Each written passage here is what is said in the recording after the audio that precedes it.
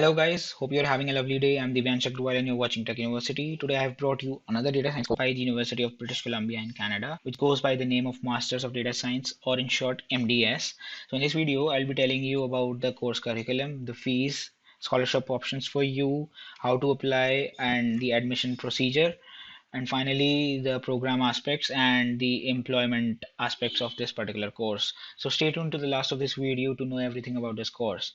Now if we talk about the University of British Columbia, they have got a very good rank of 46 in the world, and the status is public.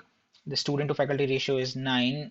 Of course the scholarships are available, and look at the number of international students, over 15,000. So they do believe in a lot of cultural diversity, so you will see a lot of people from China, India, Pakistan, Bangladesh, and other countries throughout the globe. There are a lot of faculties as well in this campus, so you'll be enjoying a lot of study here, right? And if we talk about the World University ranking by subject, our concern is with the computer science and information system. They've got a world rank of 25 and a graduate employability ranking of 38. So it is one of the most trusted universities by the employers as well in the world. Now, if we talk about the course, this is the main landing page of this course, and on the very top they have given the student capstone projects.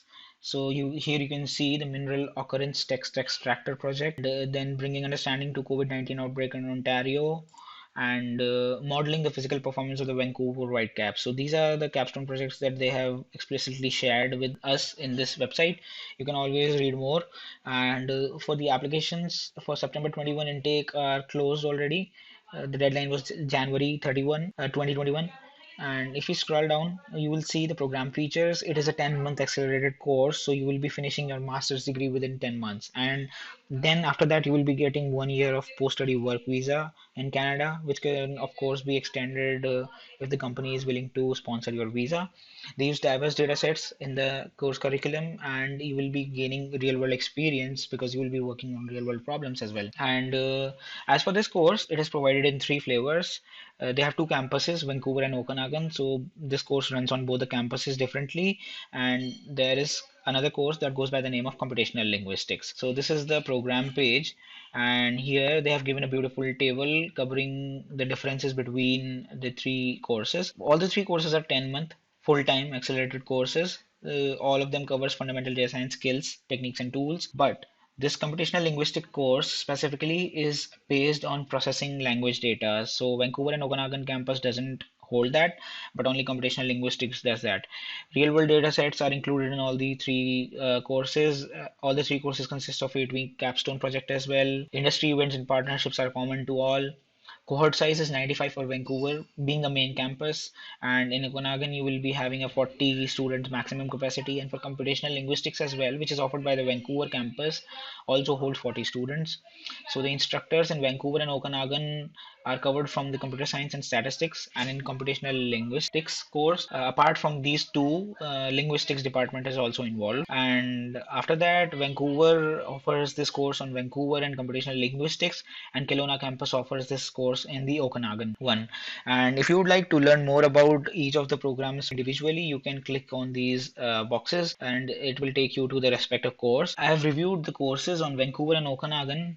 They are almost the same, but the course are switched in different trimesters. So the course curriculum is more or less same for both these, but it would be like you will be studying a particular course in Vancouver in the first month itself, while in the Okanagan you might study the same subject in the last month. So this is the kind of thing that is happening in these two courses. And for computational linguistics, the first year will be mostly the same as the Vancouver and Okanagan campus, but after that the subjects are more related to natural language processing. Now if we talk about how to apply, so this is the how to apply page, and you can always review the admission requirement. If we go to that, you will see the admissions page basically. And as I told, the admission deadlines are closed on January 31. So there are some requirements. You need to have some prerequisite course, one in programming similar to the course that are given here, and one in probability and or statistics, and one course from either calculus or linear algebra. For students who are interested in MDS in computational linguistics, you need to have additional technical background, which requires you to have a major or a minor in linguistics. But if you don't have that thing, you need to outline this language barrier in your letter of intent. And or again, you can take the self-assessment test to know about the knowledge you possess. So if you kind of fail to get through that self-assessment test, you will be having hard time in this course as suggested by them. So you can take this test. This is not a test that is accepted by UBC, but it is just for your self-assessment. So it will take around 1 to 3 hours for you to take the test. Then they have written, although not required, but the preference will be given to the applicants with relevant professional experience. Remember in the University of Toronto video, I told you if you come across any similar line, you need to make sure in your mind that they are looking for that particular thing. So it would be good if you have an experience of maybe a year or two, but they do take the undergraduates right out of college, so it's not a big deal. But of course, the preference will be given to the professional ones. And English language proficiency for the locals, they don't need any English speaking proof, but for international students, they do have a requirement. They don't need GRE, so they have explicitly written that they don't need GRE. So you don't need to give GRE at all. Right. And also the laptop requirements are given with specific specifications. You need to have a Mac OS, Ubuntu, or Windows 10 Professional. Home would not work like that. They have written you need to have 8 GB of RAM, 64-bit CPU. It should not be more than 6 years old. But in the bracket that they have written, less than 4 years old is recommended. Again, it should use English as a default language. And finally, administrative access. You should have administrative access to the computer and all. So these are the requirements. If we move to international students, you will see the application process is a little bit different. You will have to give a language proof in either of these tests, TOEFL or IELTS, which should not be given more than 2 years ago. For Vancouver campus, the TOEFL requirement is 100 out of 120 in IBT. For Okanagan, it's 90, and for computational linguistics, it is 100 again. And for IELTS, you need to have a minimum score of 7 with 6.5 in each of the component. For Vancouver, for Okanagan, it is reduced to 6.5 and 6 in each of the component. And for computational linguistics, again, you need to have a score of 7 with a minimum score of 6.5 in each of the components. For course submission, they have given the course and the university code as well. You can directly apply this code while you are giving this test, and the scores will reach directly to these universities. And there are some other documents that are required by the international students to carry with them. You need to have a valid passport, of course, to carry with yourself if you traveling to another country. You need to have a study permit. You need to have a temporary resident visa, TRV. So depending on the country of your origin. So basically, for example, they have explicitly written if you are from China or India, you need to have a TRV. But if you belong to any other country, you can always check this page.